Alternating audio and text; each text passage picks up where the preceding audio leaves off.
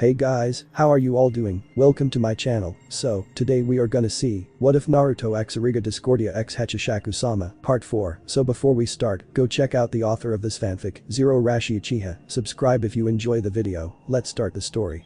Hachishaku-sama returned to Yuzu through the portal with Maya, who is still cuffed, as she led the rogue princess knight to the bottom of the Yuzu daimyo castle basement, leading her to the pit, and to begin the ritual. Now that they are here, Hachishaku-sama pulled out a pipe from the wall using her monster strength and dragged it to the pit as the water came out, now filling the pit. She cast a quick fire spell to warm the filling water up. While Hachishaku-sama was making preparations for the ritual, Maya is being guarded by two ninja cons who are watching the 8-foot dark elf fusion prepare as she spoke out. "You'll never get away with this. Celestine-sama will stop you." "Stop me? What makes you think that she will defeat me?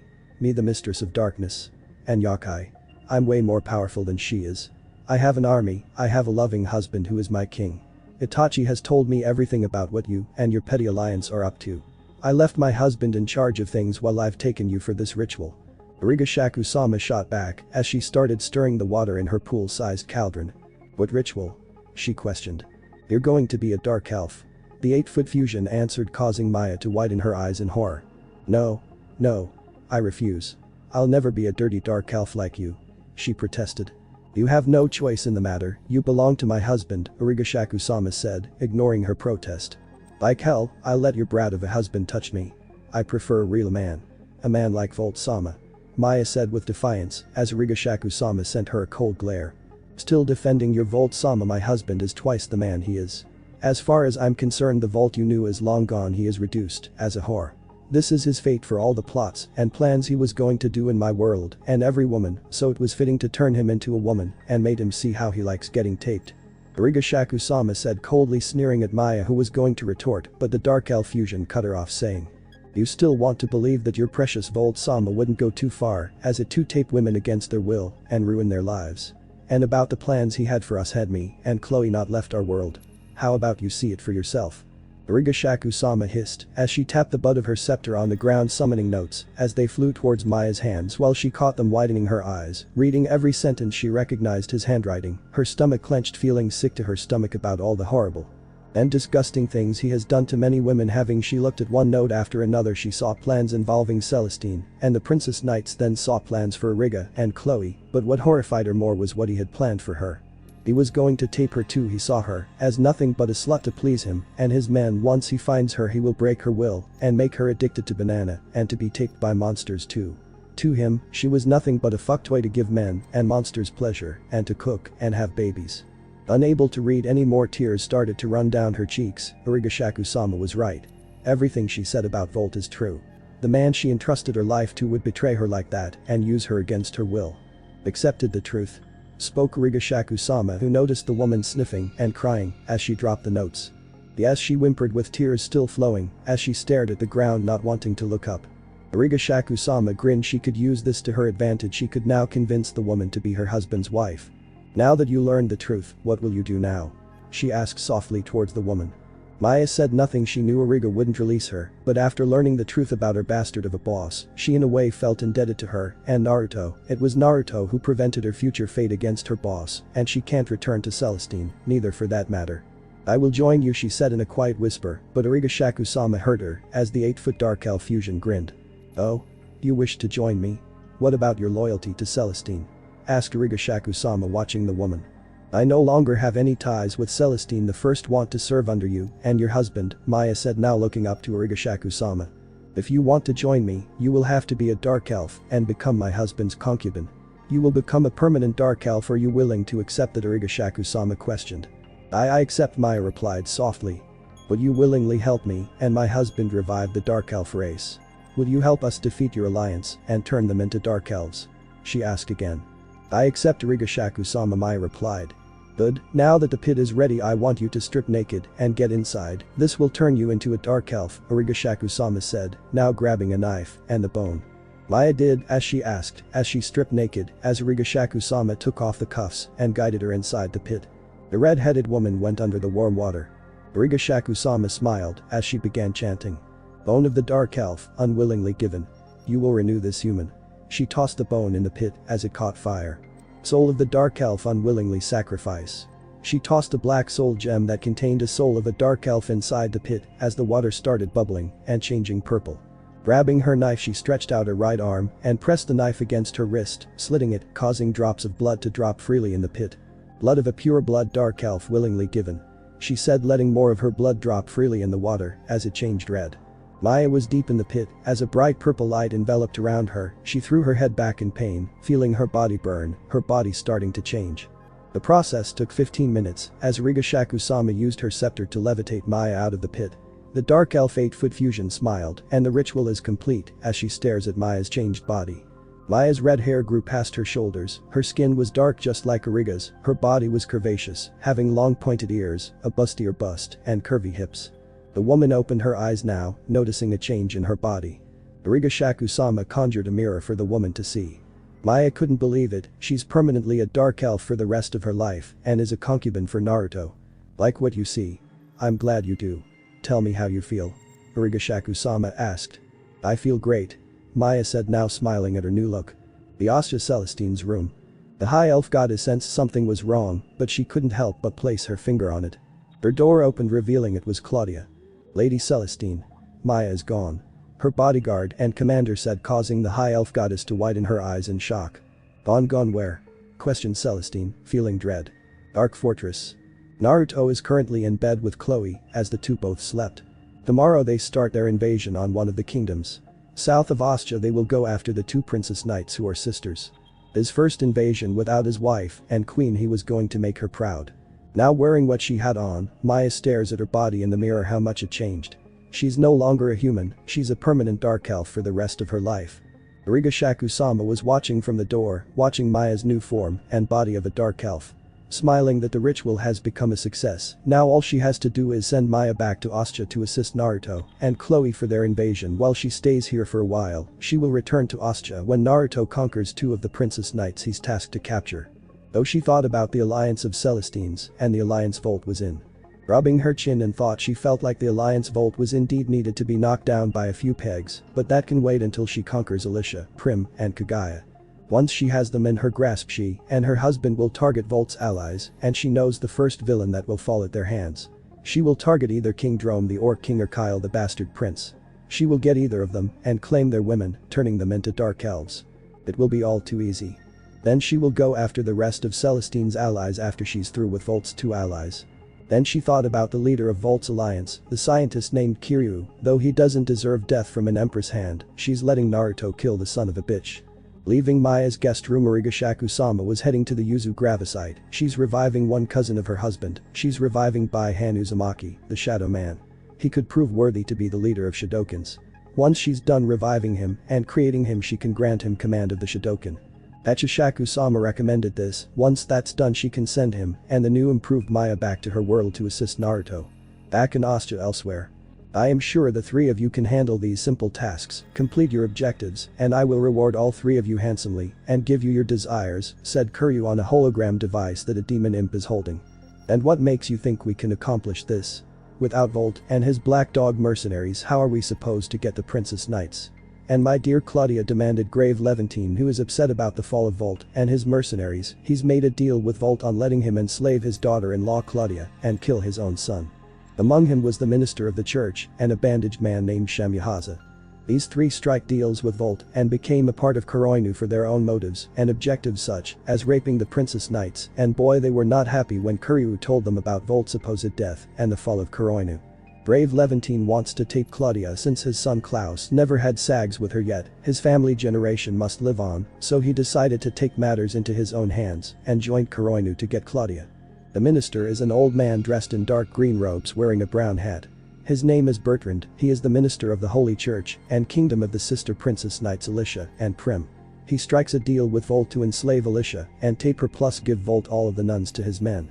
And last but not least, Shamyahaza, a bandaged mage who was once friends with Kagaya the holy priestess. The reason he joined Kuroinu was to use Kagaya as a test subject for his giant insects, for her to give birth to an insect that could rival God itself, yet he has no sexual desires, he desires power. Leave that to me. I will give each of you a good handful of monsters and orcs as your personal army to fulfill your tasks. Once you are done with your sexual desires with your targets, you are to hand them over to me. Is that a fair deal? Kiryu said, pushing his glasses up. We accept, once we did our part in raping them, you will give me Claudia's child once I impregnate her, Graves said. You can keep Prim, I want Alicia, said Bertrand. We could become partners, Kiryu-san, once Kagaya is impregnated by my insect of choice, I can give you a whole colony of insects for you to experiment on and mutate, said Shamyuhaza. Very well, consider the deal done, do not fail me, as Volt has done. Kiryu said with the hologram device now turned off, leaving the 3 surviving members of Kuroinu to do what was told of Kiryu, their new boss since Volt is dead. With Kiryu. Master, are you sure those 3 will accomplish what Volt could not? Asked his loyal demon imp Gore, who was a spy for Kiryu to watch Volt. They better, after they hand over the 4 princess knights I will reward them with death, they are just pawns, nothing more. We can't allow Origa to make a move, there is no telling when she'll make her move. Said Kiryu. What is your bidding, my master? Gore asked. Nothing for now, leave me until I call you for another mission. The mad scientist said, as his loyal demon imp left. Dark Fortress. It was now the day that the Dark Elf Yuzu Empire started their next invasion, and that was by heading south and going after the 2 Princess Knight sisters. Naruto is already armed and geared up in his Fox Uzumaki Shredder Predator armor, becoming Uzumaki Shredder, as he got on his trusty partner Ripper the Indoraptor. Chloe herself got on with Naruto, as they both turned to see Itachi turn into his crow form, since he will lead the way. Behind them was Zen Aku, now riding on his giant wolf Ralph. Zabuza and Haku are riding on horses along with Shizune, Scorpion, Sub-Zero, and Scarecrow. Naiko Robin and Yujito are on horses. Fu well she could fly. The Viscerator will be summoned by Naruto when needed. Reptiles stay at the fortress to keep watch of things. Bullride Itachi will lead us the way. Today we conquer both Princess Knights and save them from Volt's conspirators in their ranks. Let us go. He said behind his Fox Predator mask as he and his party all headed south. Go forth, Ripper. He called out as the Black Raptor of Death roared and ran forward following Itachi in his crow form, as did everyone else. Naruto and his army have passed the border of Ostia, now heading south, with Itachi leading the way to the shared kingdoms of the 2 Princess Knight sisters Alicia and Prim. Riding on his Indoraptor Ripper, with Chloe riding with him, the rest of his invasion force halted as they saw the kingdom's defense. Getting off of Ripper with Chloe following, Itachi reverted back into his human form and landed beside Naruto. What is the plan for Naruto-sama? Asked Itachi, looking at his student and king.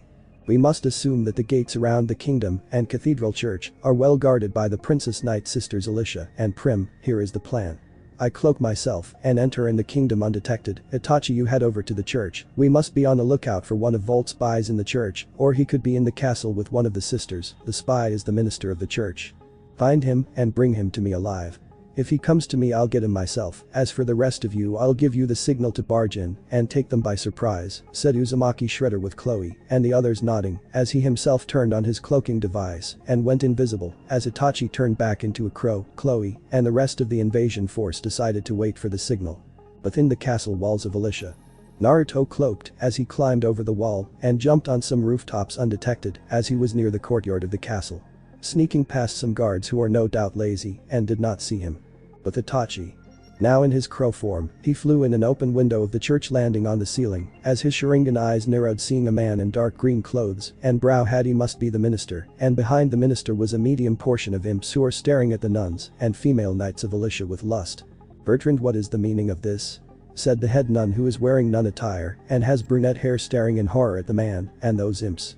Well, my dear Rosalind, I am giving you and your sisters to these imps to make you all into true women. Bertrand says with a leer while a female knight pointed her sword at him and the imps. You sick bastard. Lady Alicia and Lady Prim will hear of this. She spat, the female knight named Victoria, who is blonde with light blue eyes. Don't worry, I will be sure they won't know of your fate. Bertrand says as he moves aside, leaving the imps and orcs now coming in here to have their way with the nuns of the church with a small group of female knights. The nuns and female knights flinched seeing the monsters step forward as the imps were going to fly towards the nuns and decided to take them, but they were hit by a flaming fireball. They burned them to ashes. Looking up at the source, they saw Uchiha Itachi with his sword drawn and jumped down, slaying and burning the orcs and imps. The nuns and female knights watched in awe that their savior saved them from a fate worse than death. Armored knights who were loyal to the minister saw this and questioned Itachi. Who are you and what do you think you are doing? Asked the captain of the guard. To save these nuns and knights from being violated by the demons. Itachi replied coldly, glaring at the head knight. Just who do you think you are doing that? Get him. He drew his axe as he and his men charged at Itachi. Itachi swung his sword, unleashing a black crescent wave of fire at the knights who instantly burned to ashes. "Who are you, mister?" asked Rosalind, looking at Itachi in hope. "Uchiha Itachi, Yakai general of the Dark Elf Yuzu Empire. You are to come with me." As he created a shadow clone and sent it to go find Naruto. But Naruto, having now snuck into the castle still in cloak mode, inside the main hall, he noticed a group of trolls and orcs were in the castle. As he figured the minister must have picked them himself, he continued to follow the trail to the minister. He finally caught up with the minister and saw the man with a key. As he saw the man have a dirty leer on his face, Naruto snuck up and followed him into a room. This room looked like a bedroom, and from the looks of it the minister locked the door as the old minister crept over to the bed with a perverted smile. "Now that I have Primheim, I could give her to Kuryu-sama, then keep Alicia for myself once my orcs capture her."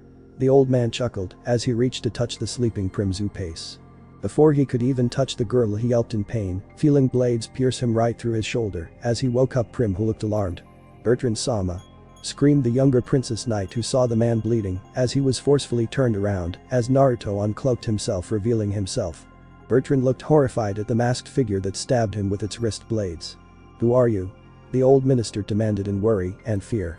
"I am your death," said Uzumaki Shredder, pulling his blade out the man's shoulder while Prim looked afraid. "Remain calm, I have not come to harm you, Princess Prim, I have come to save you and your sister," Shredder said, confusing her. "Please, I beg of you, don't kill me," pleaded Bertrand as Uzumaki backhanded him. "I won't kill you until you confess to the two princess knights of your crime and plot," Shredder said as he made the man get up, as he told Prim to get up as well and come with him. Itachi flew in and appeared by Naruto, turning into his human form, shocking Prim and Bertrand. "Report Itachi," spoke in Uzumaki Shredder. "I am just a clone of Naruto-sama. My original character is standing by at the church where he saved a few nuns and female knights." "What are your commands?" he asked. "Begin the signal. Turns out this man has an army of imps, orcs, and trolls here. After that we own this country," Uzumaki Shredder said as they heard someone coming, and it was Alicia. "Premonition." "Bertrand-sama," called out Alicia as she attempted to draw her sword and attack Naruto, but Itachi caught the woman and disarmed her sword and gave the woman a swift chop to the neck, knocking her out. "Do not worry, she is alive," Uzumaki Shredder assured. As Itachi escorted Prim, Bertrand, and Alicia out as Naruto did the signal. Within 1 full hour, Alicia and Prim's kingdom and country were conquered by Naruto's forces. As they destroyed the remaining imps and orcs, and even those loyal to Bertrand died. Execution stand. Bertrand is on the execution stand with Itachi behind the short fat man with his sword in hand, awaiting Naruto's command to behead him. Naruto, along with Chloe and the two princess knights who are in blinds, are watching as those who are witnessing the execution of the man. "What is the meaning of this? Why are you doing this, oh Bertrand-sama?" demanded Alicia, wanting to know why was Naruto going to publicly execute her minister who was like a grandfather to her. "This saint of a minister, as you call, is a traitor to you, Princess Alicia and Princess Prim. He is Volt's spy, and he had conspired with Volt in turning you and your sister into a submissive sag slave," Uzumaki Shredder explained, as both sisters looked shocked as they turned towards the man who had raised them and looked after them and trusted this man with their life. "Is this true, Bertrand?" asked Alicia, not wanting to believe the man who was like a surrogate grandfather to her was going to turn both her and her younger sister into sag slaves. The old man didn't see her eyes, which told her it was true. Bertrand screamed when Uzumaki Shredder hid his stab wound. "Answer her," Shredder said, growling behind his mask. "It's true, Alicia-sama. He is a traitor. He passed us on to imps and orcs who were going to defile us if it wasn't for Uchiha-san, who saved us, for who we are greatly indebted to," shouted Rosalind, the head nun, with Victoria, the female knight, nodding. Alicia and Prim couldn't believe this as they stared at the old man in disgust and shock. To see their traitorous minister was a shock to both of them, but to actually see what he planned to do with them made their shock become replaced with betrayal and rage. "Alicia, he started, but she cut him off, saying, 'You bastard. How could you do this to us? You were with Volt and you planned on raping us. And we're going to pass off nuns to monsters,' she yelled, wanting to grab her sword and stab him. The man was horrified and hoped they would give him mercy as he stared at Shredder. "Do you have any idea on what you are doing? You must be the one who slain Volt. You should be on our side. Even Kuryu's side," yelled Bertrand with little defiance at Shredder, who chuckled darkly. "As if I will join your side. Don't worry, because once I hunt down any other Kuroinu member that is within the ranks of the other princess knights, I will slay all of Kuryu's cronies and himself," Shredder declared, shocking the minister. "Please, Alicia-chan, please don't have him kill me. I know what I did was wrong, but he pleaded only for Uzumaki Shredder to punch him in the face. She doesn't have a say in this. I do, I decide your fate, I am your judge and executioner. Unless of course she wants to plead with me to spare you. Shredder said, now turning towards the two princess knights with Bertrand following his look, sending the two a pleading hopeful expression. Their response was they looked away in disgust, shocking him. I didn't think so. Uzumaki Shredder said, as he gave Itachi a nod. Itachi raised his sword and quickly beheaded Bertrand. What is to become of us? Prim worried about what was going to happen to her and her sister. You two are going back to our dark fortress. We have claimed your kingdom as our territory now. Tomorrow you leave. Zabuza took them away, Uzumaki Shredder said, as the demon swordsman nodded and escorted the two away. Naruto-sama, what am I to do about the nuns and the female knights? Itachi asked, seeing Shredder look at him, then at the group who are looking at their savior in a new light. They are yours now, you saved them, they are your responsibility now. Shredder said with amusement as he was smiling behind his mask. Itachi raised a brow and turned towards Rosalind and Victoria, who looked at him with blushes on their faces, along with a few other knights and nuns. They were indebted to Itachi. He himself had a faint blush, meaning he has a few wives to actually start a new Uchiha clan loyal to the Dark Elf Yuzu Empire. Far away distance. Thor was watching from afar as he saw the whole thing. It seems one of the humans failed. His master was not going to be pleased. He quickly left to go report to Kiryu. At a holy priest academy. Hachishaku-sama is leading her army of Shadokans to purge all priests, monks, priestesses. Balling up her right fist, a white bubble formed around it, and with a punch in the air cracked, causing a devastating earthquake to damage the academy building, statues, and everything else that's falling apart. The monk attempts to attack her with his stave only for him to be obliterated by her mace. Avada Kedavra. She asked her killing curse at a priestess, killing her on the spot. For the past 5 days she went on a purge upon all priests, monks, and priestesses. Going from academy to academy, destroying them all. Making sure not a single soul lives. The holy monks and all stood no chance against the 8-foot Dark Elf fusion. The spiritual arrow nearly hit Hachishaku-sama as she saw who tried to hit her with it. Stop right there, you yokai. This is as far as you go, said a black-haired priestess named Kagem. Behind her were more priestesses with spiritual bows and arrows. Hachishaku-sama glared at the girl and her little band. And what makes you think you and your feeble priestesses can stop me? Hachishaku-sama asked with slight amusement in her voice. We've been prepared for this. We heard rumors that a yokai has been attacking many of our neighboring academies. Killing our brothers and sisters. Yelled Kagem, just ready to fire her arrow. Hachishaku-sama laughed. Ho ho ho ho. Yes, that was me. I've walked all over the elemental nations to purge out all monks, priests, and priestesses. Destroying their academies, temples, shrines. Seeing that all of you could pose a threat to me in the future, which is why I'm taking you all down left and right. Hachishaku-sama said, looking at Kagem, who glared. Ah, you monster. Kagem hissed, shooting her spiritual arrow at Hachishaku-sama, who caught it, surprising her as she snapped the arrow in her hand. Now it's my turn. Hachishaku-sama said as she suddenly was covered in darkness. Black hole. Shouted Hachishaku-sama as she directed her hand at the ground, now covering the whole area in darkness. What's going on? Said a monk who was being sucked into darkness. We can't move. Something is dragging us beneath the darkness. Shouted a priestess. Kagem looked around in horror, seeing the ground of darkness sucking in everything. What power is this? Kagem wondered, hoping to shoot her arrow at the darkness. It's no use, nothing can stop or defeat my darkness. Said Hachishaku-sama with a smug look. What are you talking about? Questioned Kagem. My darkness is gravity, no power can stop it, not even light. Hachishaku-sama explained as the darkness sucked up Kagem and every other priest, monk, and priestess. Liberation. Screamed Hachishaku-sama as her cloud of darkness released everything out of itself. Including raining dead bodies of all the monks and everyone. Kagem fell out of it, barely alive. Her power is unreal. Kagem said with fear. Still alive? How about I finish you? As her left fist balled up, creating a white bubble. Ikkyo-sama, I'm sorry that we couldn't stop this demon. Were Kagem's last thoughts as an earthquake punch turned her to paste. Now looking around at all the destruction, a black shadowy figure appeared beside her. I take it you killed the students that tried to escape, did you, by hand Uzumaki? Hachishaku-sama said. Yes, I've slaughtered them as you asked, there are no survivors, Noob Sabit said in his hollow voice. Good work, let's move to the next temple and kill the rest. Hachishaku-sama said as her, Noob, and her army of Shadokans march. Then one day the news of the great priest and priestess purge spread like wildfire. Multiple temples, shrines, and academies had been attacked by a 8-foot tall woman. Many were destroyed, which put all daimyo priest academies and temples on high alert. Over 9 shrines have been demolished, 15 academies hit, 18 temples destroyed. All dead, slaughtered, massacred. Children who were students killed, even young ones. The higher experienced monks, priests and priestesses were snuffed out too. Not a single survivor has lived or even told more description on the Yakai menace who attacks them. Up north in Iwa abandoned the temple. We have to act now. This Yakai menace is killing us all off left and right. I recently lost my stepsister Kagam, shouted Kikyo the high priestess. We must seek out the East monk and then tell all surviving monks and priestesses to come to our new location, said Moroku, the monk holding his stave. Just what exactly is attacking all of our friends and family out there, Kikyo said with a soft voice. That we don't know, but we know for sure it's a Yakai, Moroku said, gripping his stave. All they could do now was pray to Kami to help them. Inyascha. At Celestine's palace. What? Shouted the high elf, shocked at what Claudia had told her. She was told that her friends and comrades Prim and Alicia had been captured by Origa's forces. Their kingdoms are secured by Origa's dark forces, we can't send a rescue team, Claudia said, looking at the troubled look Celestine had. At Miyasagi, Sakura and her anti-demon Kunoichis, said Celestine, seeing Claudia nod and walk away.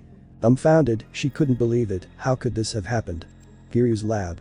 The scientist was not happy at all when his loyal imp Demon Gore told him of Bertrand's downfall.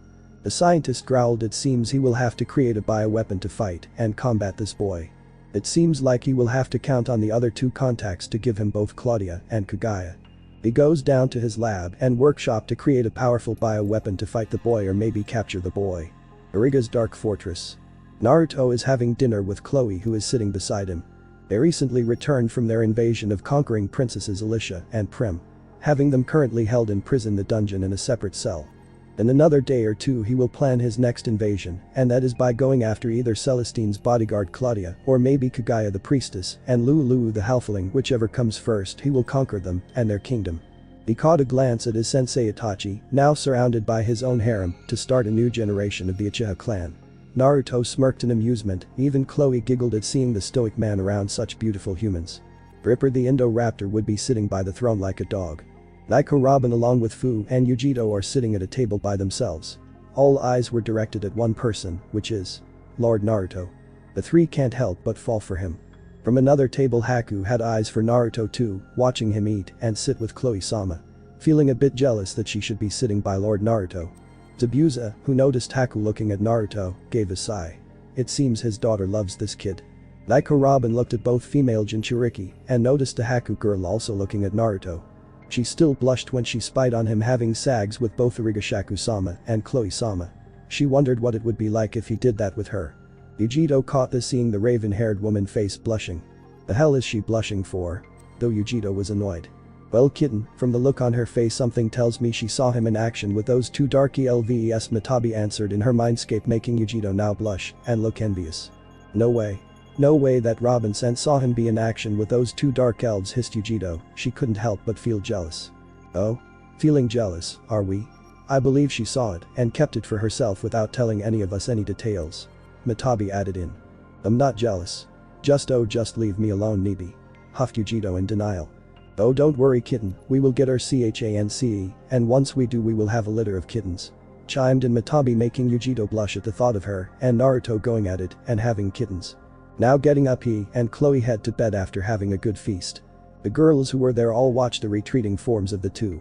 Soon we will have our chance at Naruto-sama-kun, thought Robin, Yujito, Fu and Haku. Naruto wakes up from his bed. As he looked down, seeing Chloe who was sleeping beside him, she opened her eyes and stared lovingly at Naruto. Morning Naruto-kun, said Chloe, who kissed his cheek as he kissed her back. Morning Chloe-chan, he said back as the 2 got up from their bed, getting dressed for the day to go forward with their next plan on capturing the next shield maiden, who so happens to be Claudia. Claudia, from what Chloe told her husband, that she is Celestine's trusted bodyguard and commander of the light forces. They still have both shield maidens Alicia and Prim, who are currently in the dungeon secured until Hachishaku-sama comes back to take them and turn them into dark elves. They wondered if Hachishaku-sama was doing alright and wondered what was taking her. Yet they were patient and would wait for her to come back. But Itachi, who is now in bed, accompanied by the head nun and head knight, Yes, Rosalind and Victoria are in bed with Itachi Uchiha since they are his responsibility along with a few other female knights and nuns who are indebted to Itachi as their savior. He technically has all the female knights of Alicia and nuns of the church to himself to even start the revival of the Uchiha clan. If only his mother was alive and wondered how she would react to him having so many beautiful women who would like to be his husband and want his children. Girls, it is time to get up, he said in his usual monotonous tone. Both women moaned in their sleep as they rose up from their sides of the bed. And we stay in bed with you a little longer, Itachi-sama, said Rosalind, who clutched to his side. I'm afraid we cannot, I have work that must be done today to serve Naruto-sama, Itachi answered. He is right, Rosalind, let Itachi-kun do his duty to serve his lord, said Victoria, who got up as the head nun frowned and got up. Itachi sighed as he decided to get up and get dressed and maybe see his lord and master. Throne room. Now dressed in his Predator Shredder armor while holding his mask, he sat on the throne with Chloe beside him. Itachi appeared with a stoic expression on his face. I trust you had a good night, teased Naruto with a knowing grin, with Chloe giggling seeing Itachi frown at him. Not funny, Itachi said with the frown still on his face. He didn't like being teased for having two beautiful women sleep with him. Okay, sorry, let's discuss important matters. Such as our next target and objective, and that is to target Celestine's right-hand commander of her light forces, Naruto said, now getting to the point already. How do we approach her kingdom? You think there's a spy among her ranks? Questioned Chloe, who had a feeling that there is another black dog spy in the ranks of Claudia. It's possible. I've sent a shadow clone as a crow to spy and keep eyes on the kingdom of Claudia. She is married to a young man by the name of Claus Levantine, who is the son of an elderly man by the name of Glaive Levantine, who looks like a veteran knight by the looks of it. There's an ominous vibe rolling off of him, Itachi explained, seeing Naruto and Chloe frowning. So her father-in-law is the spy and is working for Volt, spoke to Naruto with Itachi nodding. Then it's our job to save her, take her, and bring her to our kingdom to sit with the other two princess knights we captured, Naruto said with a determined look. Keep in mind, Naruto, that the man could have thugs working and led with him, he might also have monsters at his side too to assist him, Itachi pointed out. We already figured he might have some sort of backup to protect him, not like it's going to save him from what we will do to him, Naruto said with a dark glare. When do we leave? Asked Chloe. We will leave in the afternoon. Prepare our forces, Naruto said with Itachi nodding as he walked away to do just that. Chloe walked away to grab her bow and arrows. Claudia's kingdom, Levantine mansion. There stood a bald-headed man with gray hair for sideburns, dark red eyes, wearing his armor. His name is Glaive Levantine, the veteran knight, and is a former general. He is secretly a member of Kuroinu, and the sole reason he became a member was to tape his daughter-in-law Claudia, since his son Claus Levantine never has sags with his wife yet. And they haven't had an heir yet to continue the Levantine bloodline. Truly disappointed with his son for not doing that, he decides to take matters into his own hands by doing it himself. He will take her for himself, he will take her virginity and impregnate her, and once she bears his child or children, he can pass her on to Kiryu. It was a big loss to hear what happened to Volt. Glaive was upset by the news. But that wasn't going to stop him from fulfilling his plot to tape his daughter-in-law. And since Kiryu offered him a personal army of orcs and archdemons to help him overthrow Claudia and the kingdom, he even had men loyal to him and would carry out his orders without question. Has Claudia returned? Asked Glaive, who looked towards his men. No sir, she has gone off back to Celestine's kingdom. She said she would return by sundown, said one of his knights. Set things in motion then, we will set an ambush for her later on by sundown, have your men lock down the kingdom, Glaive said as one of his knights spoke up. What about your son, my lord? Said one knight as Glaive had a frown. Do not worry about my weak son, I already have someone or something to take good care of him, Glaive said with a hidden smile. His knights nodded and left to carry out his commands. He sent his son out on an errand, a very long errand. And he sent an archdemon to kill his son. Yes, kill off his son and make it look like an accident by sending him out of the kingdom to travel to another kingdom to deliver a message which was a lie and a trap. Sorry that it had to be this way, Claus. Had you taken Claudia's virginity and got her plump with an heir to our family, I wouldn't have to do this, but you left me no choice, our bloodline must live on, was his thoughts for his foolish son. Back in the elemental nations. Now returned to Yuzu, after laying waste to every priest, priestess, and monk academies, shrines, temples, even their dojos. The only ones she didn't destroy were the ones in the daimyo capital. Knowing there are more of them there, her reason for doing this was just to kill any monk, priest or priestess who will deem a threat to her in the future, and that's not all, to also draw out the East monk, knowing he is in hiding and in exile. Knowing some of the surviving higher experienced monks or priests would seek him out for help. For now she's going to wait. For the time being she is sending Maya back to Iasha along with Bai Han Uzumaki to assist her husband. She will remain here and wait for the East monk to be drawn out in her trap, and once he does, she will go out and kill him along with every monk and priestess. It's all too easy. And after that she goes back to her former home to see how her husband is doing and to see Celestine and capture her. During her stay here in the Yuzu Daimyo castle, she has yet found another useful artifact that will empower their empire and forces. She has found the bracelet of Anubis that once belonged to Matthias Uzumaki. She read the document and information about this bracelet and that it would grant her an army of jackals.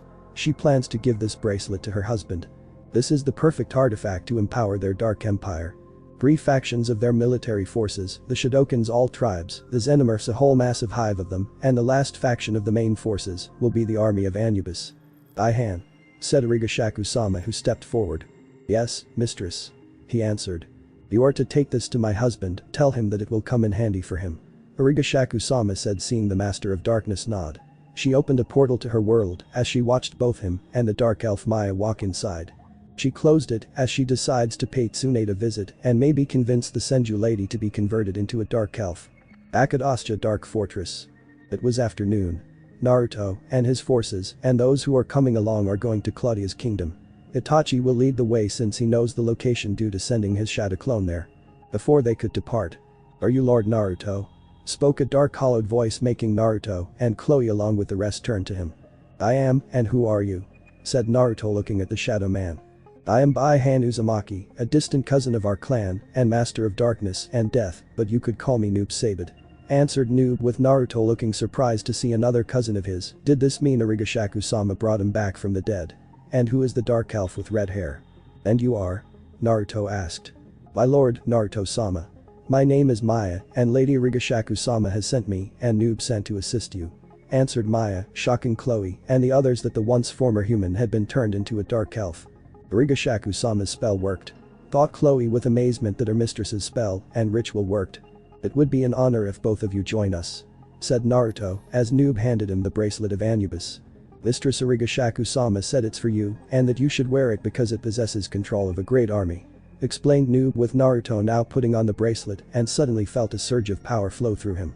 "Let us go, we have another princess knight to have in our grasp," Naruto said with a smile, with his fox predator helmet and mask covering his face as he got on Ripper with Chloe sitting on the back riding with her husband.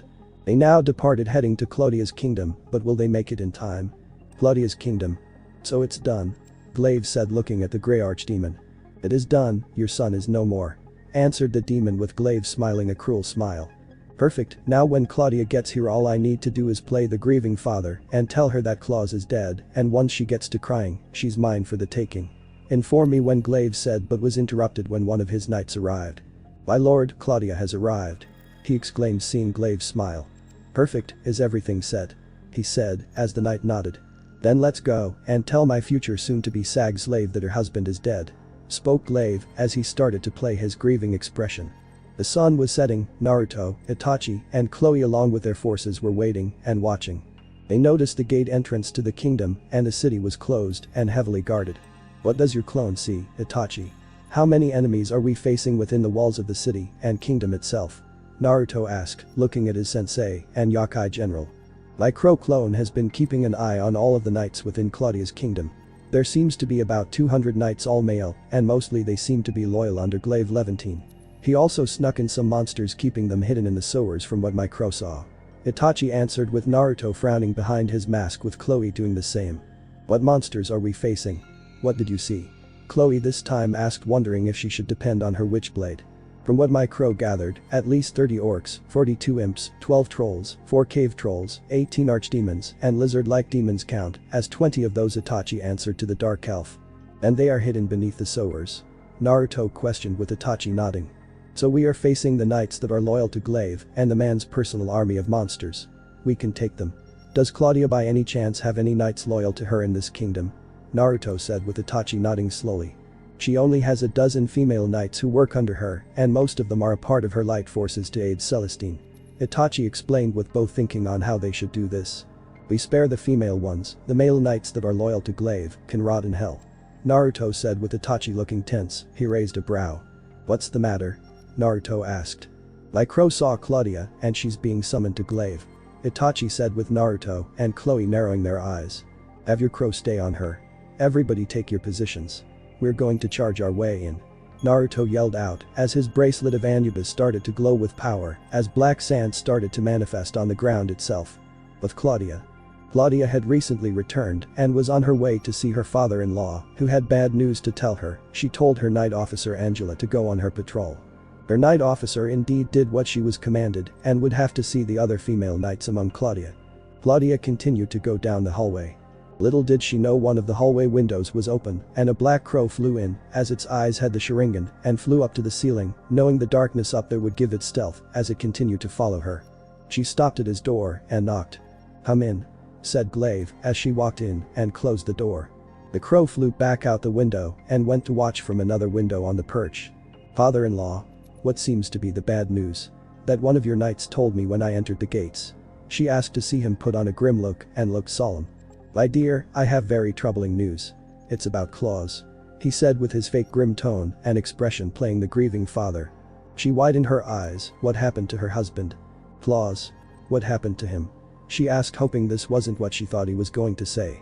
"I've sent him on an errand out of the kingdom walls. I sent 2 of my best men with him to protect him from harm, but unfortunately one of my men came back and told me that a monster killed Claus," he said, lying through his teeth, knowing it would be convincing. She gasped, widening her blue eyes trying to prevent tears from coming out. No, it can't be true," she said, not wanting to believe that. "My dear, I know that you don't want it to be true, but it is," Glaive said, pulling out his son's finger with a ring on it and Claudia's marriage. She looked truly heartbroken when her husband died killed by a monster. She started sobbing as she ran into Glaive's arms, hugging him, crying. As he returned the hug.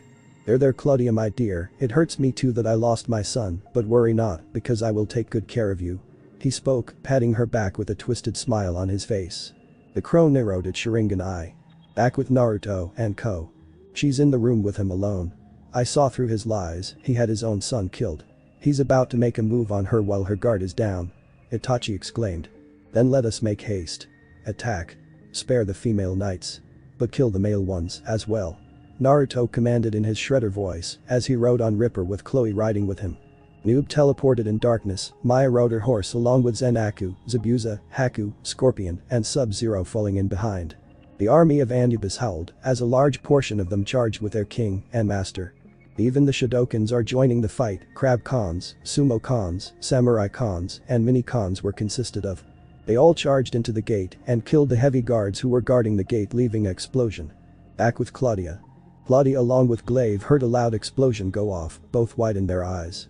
"Are we under attack? By whom?" thought Claudia. "Explosion. What the hell is going on?" Glaive demanded in thought. His knight barged in. "General Glaive. We are being attacked by an invasion force. Being attacked by dog demons with weapons. They are attacking our troops," he yelled with Claudia looking shocked as Glaive had to fight back a glare from coming on his face. "Damn it. Just when I was going to take her," he growled in thought as he looked at Claudia. "Angela is in danger. I have to check on her and the rest of my knights," Claudia said, getting ready to leave only to be grabbed by Glaive, who she looked at in surprise and confusion. "Father-in-law, what are you doing?" she asked, now seeing him have a cruel look. "Don't resist, you're coming with me, my dear," he said with an evil smile as he nodded to his knights who all came in. "What is the meaning of this?" "We are being attacked, father-in-law," Claudia demanded as she was surrounded by his knights. "We are leaving, Claudia-chan, and you're coming with me. After all, I did say I was going to take good care of you, did I?" he spoke. "What is going on? Unhand me this instant. Tell them to let me go," she cried as he ignored her. "Take her away, we are getting the hell out of here," he said as they tied her with chains and gagged her. "Unleash the monsters. They will be our fodder to escape," he said as he and his men were leaving with a chained and gagged Claudia, who was struggling. The crow who watched left the window to see where they would go. With Naruto and company. Naruto strikes and slashes at any male knight as his plasma canister opens fire on one knight, blasting a big hole through him. Ripper mauled and clawed at any nearby knight, tearing them apart. As for Chloe, she became her witchblade form and extended her blade and summoned her tendrils. She indeed was having a blast. Itachi fought with his katana. The army of Anubis along with the Khans were overrunning the male knights as many of them were decimated fast. Noob, Sub-Zero, and Scorpion lined up together and combined their attacks of darkness, ice, and fire. Zenaku was too busy hacking and slicing some knights too with his crescent blade-like weapon. Zabuza and Haku were together as he used his water dragon jutsu with Haku, using her frost breath to freeze the water dragons to increase the damage. Angela and the female knights of Claudia were taken back by all of this. As Maya the new dark elf has confronted them with a handful of crab cons. Surrounding them. I suggest you all surrender. We wish not to kill you. Maya said, pointing her steel sword at them.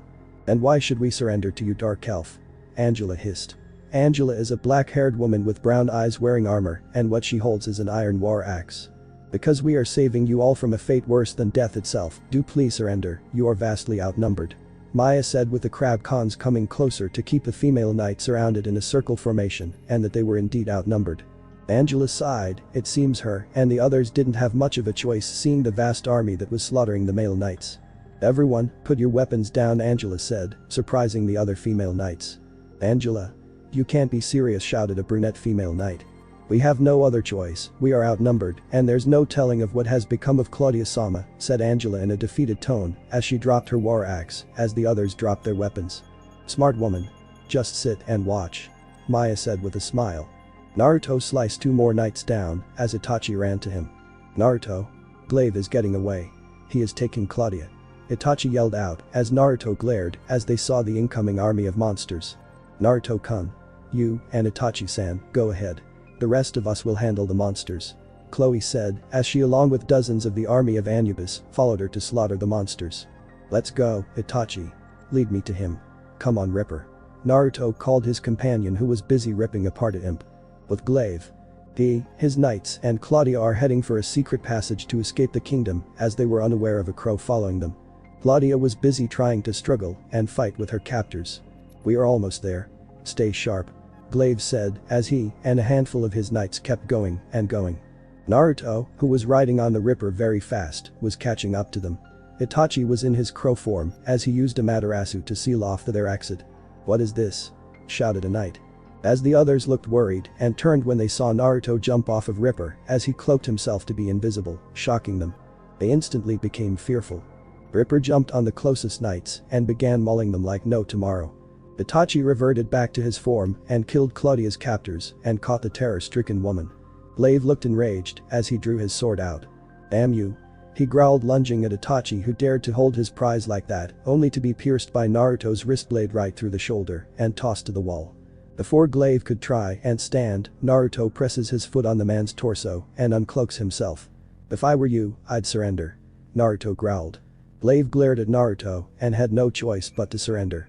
Let's take her and him out of here, this battle is over. Naruto said with Itachi nodding. 15 minutes later. Now in the plaza of the kingdom of Claudia, the battle has been won, the Dark Elf Yuzu Empire has become victorious once again. As it was now execution for Glaive Levantine to answer his crimes and betrayal. The man was on the execution stand with Itachi, Zabuza, Chloe, Naruto, Ripper, and Claudia.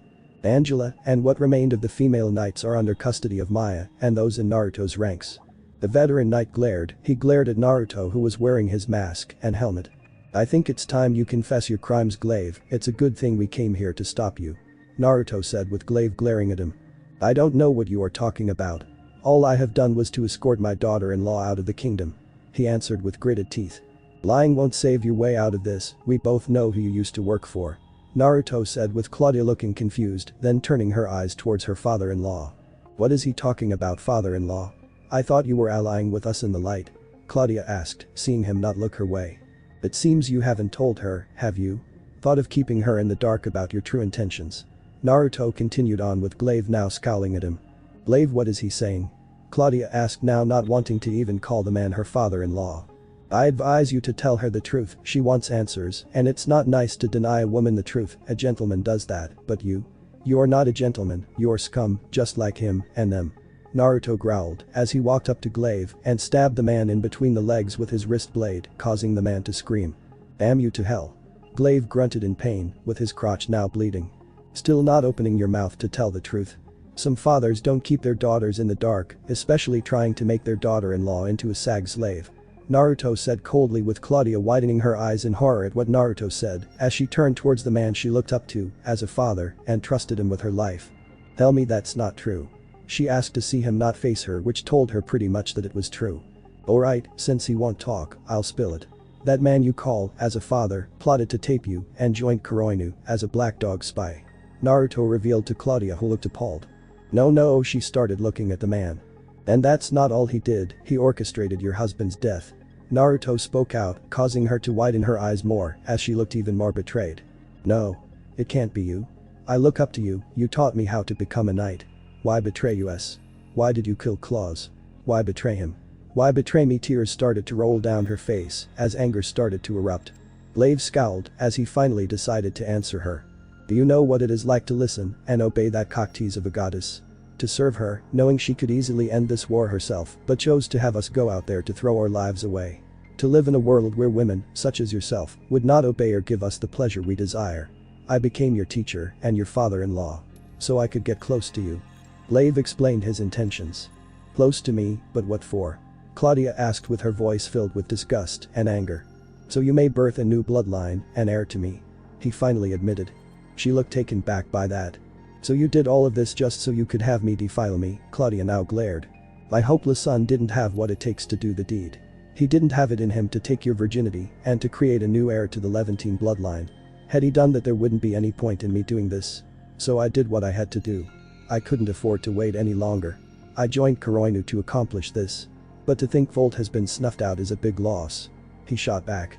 And yet you still went through with the plan to tape me and force me to carry your bastard child. Claudia hissed. Yes. No matter the cost, I went through with it and I have no regrets whatsoever. He spoke, seeing her along with the female knights glaring at him also. So this also means that the male knights our friends were in on this too. Which explains why they were killed in the invasion and we were spared. Angela said with Glaive nodding. You bastard. I should gut you for this treachery. Claudia said. HMPH. You won't kill me. You don't have it in you to do it. Said Glaive with a smug look. Apparently, I can allow her to kill you. Naruto said with Claudia looking up at him in shock. You can't be serious. Glaive asked. Try me. Naruto said as he gestured towards Zabuza to uncuff Claudia as Naruto tossed her a random sword. All the color drained from Glaive's face. She grabbed it and looked towards Naruto and the man she once trusted with her life. Go on, kill him. Naruto said. She looked at the sword, then focused on Glaive now, who was sweating in fear. She stepped towards him. Claudia. Let's be reasonable here, you wouldn't kill me now, would you? Please. Glaive said, hoping to sway her into not killing him. She gave him a look that he has never seen before, a look of great vengeance and furious anger. Claudia, please. I'm your father-in-law. He shouted, seeing her raise the sword up. You're no father-in-law of mine, you are just a sick dog that deserves to die. She yelled as she quickly beheaded him. His body fell limp as his head rolled off the stand. 2 spies down. And 1 more to go. After that deed was done, Naruto had commanded Zabuza along with Maya to take Claudia and the female knights away, and they were going to be transferred back to the Dark Fortress. Before Naruto could go and get on Ripper, he heard Itachi call him. What is it? Naruto asked as Itachi pointed up at the hill far away, who was watching the whole execution. Naruto followed the look and saw Gore, who then decided it was time to leave. Send a crow after him, maybe he will lead us to our last spy and maybe find out about Harry's whereabouts. Naruto commanded as Itachi wasted no time and created a shadow clone as it turned into a crow and instantly flew after Gore. For now, let's get them back to the fortress. Naruto said as he called Ripper and mounted on the Black Raptor of Death, with Chloe getting on next. Since they won another victory, an invasion plus captured Celestine's right-hand bodyguard and commander. Now all that was left was Kagaya and Celestine herself. The monks who survived the Great Monk Purge, Kikyo and Moroku, had gone to go look for the East Monk, hoping to get his assistance in stopping the Yokai menace that is killing all of their friends and loved ones. On their long travel and search, they went deep up the mountains of where the East Monk would be hiding. We must make haste, we hope the East Monk will help us somehow. Said Moroku, with Kikyo having a grim look, still saddened by how she lost Kagam, her twin little sister. He should be at the peak of these mountains, his spiritual aura is way above.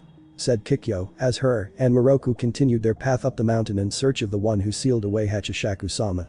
Meanwhile in Iastia, Celestine's kingdom. What? Celestine was shocked that her right-hand bodyguard, Commander Claudia, was captured. And she heard of Glaive's death. Just like what happened with Prim and Alicia's kingdom, the same thing happened with Claudia. Is Origa's forces that strong? Asked Ruru the halfling, who heard of what happened to Claudia's kingdom. Those who were present in the meeting could only be silenced, not sure what to make of this. First they lost Maya, then Prim and Alicia, now they lost Claudia. You think we should infiltrate Origa's kingdom? Asked Asagi the demon Kunoichi Slayer, knowing she, Sakura and Murasaki can all go there and see how they can rescue the 4 princess knights. No, it's too risky, who knows what army Origa has, Celestine says feeling worried. I fear this prophecy is just the beginning. We must not make haste, spoke Celestine, worried for her comrades' fates, knowing it will only be a matter of time until they are turned into dark elves and must sleep with this boy Origa has around her. What are we to do with the loss of Maya, Prim, Alicia and Claudia? I even heard General Glaive Levantine was killed in the invasion. Spoke Nina, looking at her friend Celestine. I can call in a mass legion of the Thalmor to help us win this war against Origa Discordia and her forces. Offered Elenwen, with others turning towards her. How long can this legion get here? Asked Celestine. Hopefully I can ask them to get here in 3 days. Elenwen replied, hoping she could contact her superiors to send a legion of Thalmors here to assist in this war. Then it's best if you get to it, I'll contact the Yukika's squad, Shiranui Mizuki and her daughter. Asagi offered, seeing that they needed all the help they could get. Let us hope we can at least stand a chance. Celestine sighed, as she wondered if she should seek guidance from the realm of the Almighty, the realm of the other gods. Dark Fortress. The Dark Elf Yuzu Empire has returned back to the fortress, now transferring Claudia and her knights to the dungeon, but before Claudia could be sent down there, the busty woman had lots of questions going on in her head that she did not understand. The Dark Elf Chloe saved her. And why did the Dark Elf with red hair look so familiar? Why did she look like Maya? But more importantly, who is the man in armor who saved her from a fate worse than death? And revealed Glaive's plans. Wait. Who are you? You in the armor, Claudia asked, as she needed to know who this man was. Naruto, who was still masked, turned to her. I want to know the man who at least saved me and my knights' lives. Claudia asked, keeping her eyes on Naruto. Naruto of course pulled the tubes from his mask and started to remove his mask and helmet, revealing his face. Claudia could look shocked, mouth agape. A boy saved her life. My name is Naruto Namikaze Uzumaki, king of the Dark Elf Yuzu Empire. Naruto introduced himself. She couldn't believe a boy saved her life, she feels eternally grateful. Maya escorts our guests to the dungeon. Naruto said, with Claudia now looking even more surprised when she saw the red-head Dark Elf step forward. Maya, Claudia said in a shocked tone. How's it going, Claudia? Maya said, as she began to lead Claudia and her knights to the dungeon. You're a Dark Elf, how? The busty knight asked. You can thank Lady Hachishaku-sama for that. Maya said, making Claudia look confused at the name. Hachishaku-sama? You mean Origa Discordia? Claudia spoke. Oh no, she goes by Hachishaku-sama now. Maya said, as they went deeper. Claudia and her knights were put in separate cells and were given food and water. Claudia sat there in her cell, wondering how Celestine-sama would take the news of her being captured. Throne room. Alright, now that we captured Claudia, we will begin our next phase. Naruto said, sitting on the throne with Chloe sitting on his lap and Ripper sitting besides the throne. I still have my crow on that demon who watched us, I have a feeling he is a spy. Itachi said, with Naruto nodding. Good work, maybe then he will lead us to where Kiryu is and find the last Kuroinu spy that is targeting one of the princess knights. Speaking of them, how many are left? Asked Naruto, with Chloe leaning on him. There are Kagaya the priestess, Ruuru the halfling, and Celestine who are left now. But there's more, another princess knight by the name of Princess Kachu, High Elf Princess Nina, 3 anti-demon Kunoichis Asagi, Sakura and Murasaki, and a help knight by the name of Ingrid. 1 princess knight named Anrietta, along with a mercenary named Helga and a queen named Lena. They all formed an alliance with these people in an attempt to defeat us. Itachi said, with Naruto and Chloe frowning. As if they can defeat us, they stand no chance in winning against us. Chloe started with a smirk. Knowing that it makes no difference that their combined alliance cannot defeat their powerful empire with 3 dark factions at their beck and call. The Shidokan tribes. The Xenomorph Hive. And lastly but not least, the army of Anubis. Celestine is a fool thinking her pathetic alliance could defeat them. Not to mention that her mistress Hachishaku-sama is definitely a force to be reckoned with. Nonetheless, they can't hope to defeat our empire. For now, we will not focus on them. When Origa-shaku-chan returns, then we can focus on them. We have bigger fish to fry. Starting off by knocking down Volt's friends down a peg, we will start with the scientist named Kiryu. Naruto said calmly, with Itachi and Chloe considering it. Itachi, send your crows out to the mentioned alliances, I want to keep tabs on them. Naruto commanded, with Itachi nodding as he produced more shadow clones and turned them into crows as he pointed at the opened window as they all flew out and prepared to go spy on the alliance and princess knights. I'm sure Origa-shaku-chan would want them with us. Once they are captured. Naruto spoke with Chloe stroking his face. Meanwhile with Kiryu. The scientist slammed his fist on his desk glaring at his demon imp Gore. Damn it. Now that fool Glaive failed. He hissed angrily that the only 2 spies of Kuroinu failed and were killed by Naruto. He wasn't even sure if he could depend on the last spy to capture Kagaya. What must be done now, Lord Kiryu? Asked to look at his boss. Inform the last spy. Tip him off to go grab Kagaya now. We must not let that brat get to her. Kiryu said glaring at his loyal demon imp who nodded and decided to take his leave. Just how could things go to hell? How do his plans keep blowing up in his face? How is Naruto doing this? How is the brat outsmarting him? How will he inform his other allies of this mess? He sighed rather irritated now thinking and planning on what to do now and how he could strike back at Naruto. Little did he know, in an air vent, there was a crow with a Sharingan eye as it narrowed its gaze on Kiryu. Back with Naruto. What did your crow see? Asked Naruto. The crow followed the imp, it showed me to a fortress, yet inside the fortress is what looks like an underground laboratory of some sorts. We've located Kiryu's whereabouts, and the spy is named Shamihaza, he is tasked with going after Kagaya. Itachi answered with Naruto narrowing his eyes. Do you think you can send your crow after this? Naruto asked with Itachi nodding. Good, we are going to have him killed. Now that we know where Kiryu is, we will begin our assault on him tomorrow. Naruto said with a smile. I'll have the crow follow the imp after him. Itachi said with Naruto and Chloe nodding.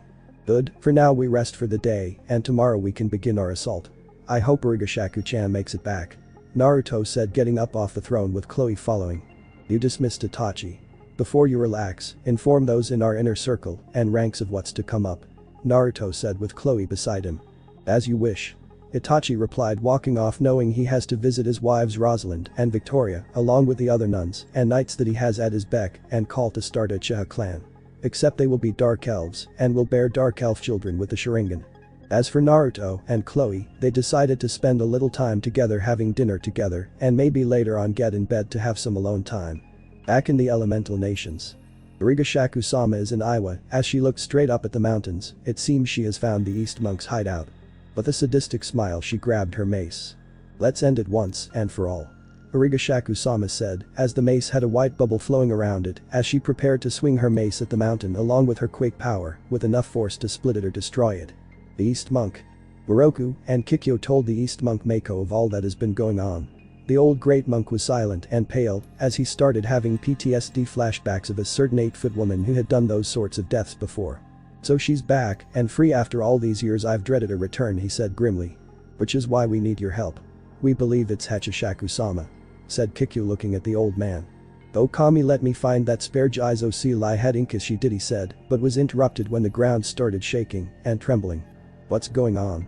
An earthquake? Shouted Moroku. No, she's here, Mako said. You fools, you brought her here. He screamed as the mountain shook and trembled. We have to get out of here before the mountain splits. Or worse. She's tearing it down. Yelled Kikyo as her, Moroku, and Mako were trying to get out.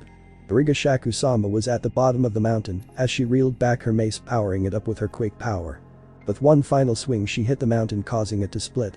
Tremors snaked their way up to the mountain, destroying everything in its path leaving giant fissures as the mountain was crumbling and tumbling that it was actually falling apart due to it being split into two. As for Mako, Kikyo, and Moroku are trapped inside his hut as the hut fell inside the mountain of where they would be crushed and buried alive in thick rocks and rubble from the earthquake she unleashed upon the mountain. Half the mountain is gone and no doubt what's left of it fell inside and killed the East Monk. Smiling at the deed she's done, she goes back to her kingdom and will head back to Ostia to see how things are going. I hear that you are well respected and feared for your job. Said Kiryu looking at the stranger in front of him across from his desk. Of course I am. So what is it you need me to do? The stranger asked looking at the scientist.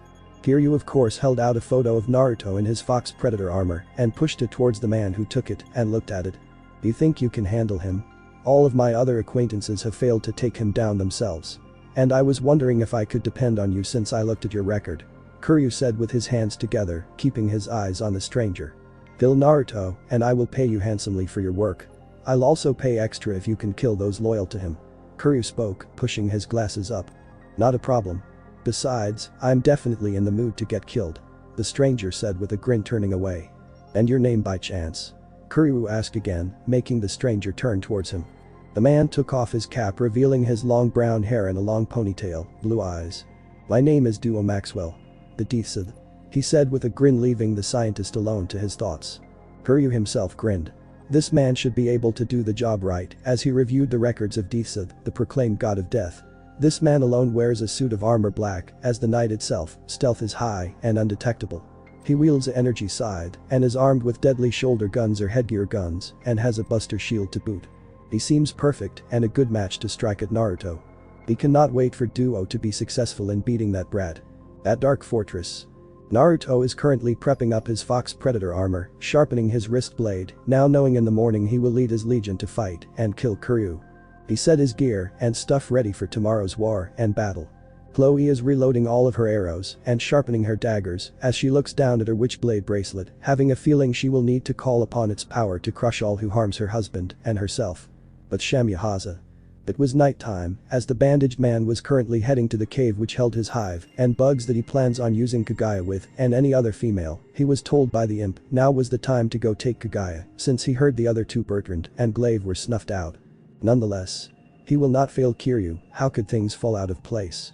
He didn't know why, but he stopped as he suddenly smelled smoke. Widening his eyes, he quickly ran to the cave which held all of his bugs, so many species he had in there. Once he got there, he looked shocked that his whole cave was set to blaze, burning away his hive.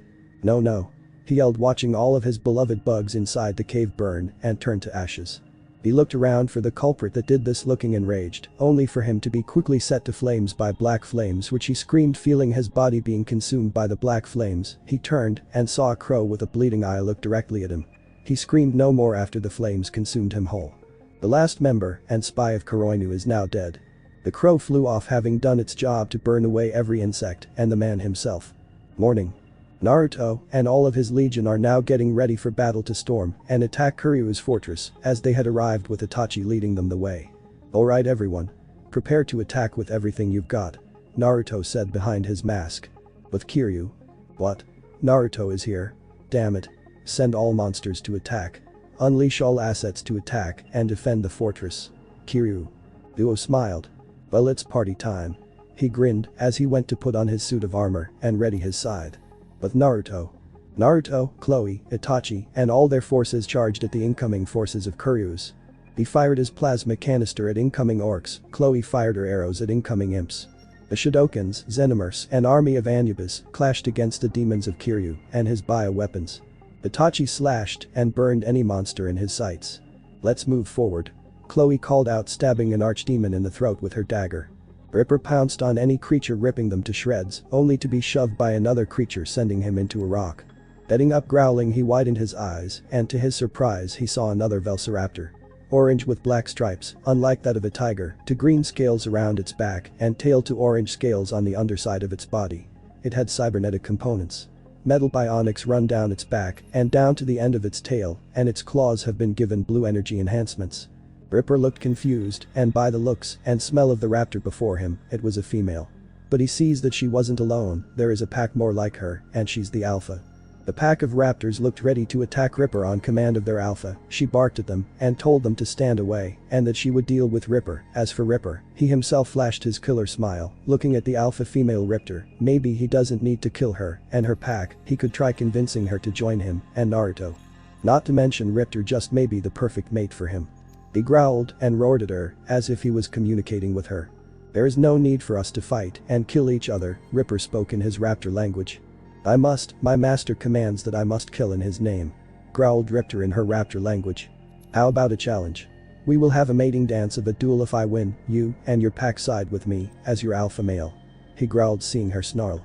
And if I win, I will kill you and bring your body to master so he can dissect you, she replied back. Agreed, Ripper replied as both him and her lunged at each other, with her pack standing back observing the fight between their alpha against the male black raptor. Naruto and Chloe are currently in the lead and are heading to the fortress entrance. A pack of Xenomorphs were in front of them, guarding them. They hissed and sensed something close nearby. An armored figure uncloaked itself as it raised its beam side and instantly sliced the 5 Xenomorphs in half. And who must you be? Naruto asked, staring at the black-clad armored figure with a beam side and what looks to be a shield on its left arm. I am your maker, I am Death, Duo said behind his armor. Stand aside. Unless you want to die, Naruto growled at that of A. Don't make me laugh. As if you could bring me down, the master of death. The god of death. Duo said arrogantly behind his armor as he readied his scythe. Chloe, head to the fortress, he said, but she shook her head. No, Naruto-kun, we are doing this together, she said as she instantly called up on the power of her witchblade transforming. Alright, 2 versus 1. I'll take both of your lives, Deathsad said as he charged at them with his scythe and hand thruster lit. Both Naruto and witchblade Chloe charged at Deathsad. Thanks for watching my video and make sure to check out the author of this fanfic, link is in the description. See you next time, till then sayonara.